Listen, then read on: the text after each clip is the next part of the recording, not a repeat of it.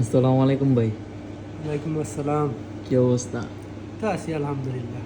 আচ্ছা ভাই, আপনি তো বিদেশ থাকছেন, জানেন। এখন আপনার কাছে একটা পরামর্শ চাইতেছি। কি পরামর্শ?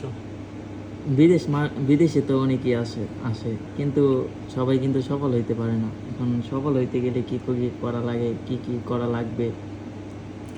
সফলতা শব্দটা এখানে ছোটো। সফলতা পেতে হলে 3টি কাজ করতে হয়। 1 নম্বর কাজ হইল ধৈর্য থাকতে হইব। 2 নম্বর হইছে পরিশ্রম করতে হইব। আর 3 নম্বরে সাহস থাকতে হইব সবসময়। ধৈর্য, পরিশ্রম, সাহস, এই 3টা যদি থাকে সফলতা বেশি সময় লাগবে না। কিন্তু সাহস, ধৈর্য এইগুলা ইম্পর্টেন্ট।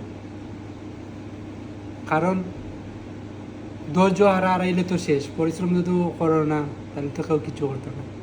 তো ওই 3টা আমার কাছে 3টা মনে হয়েছে, যদি যারা পালন করতে পারবো ইনশাআল্লাহ সফলতা।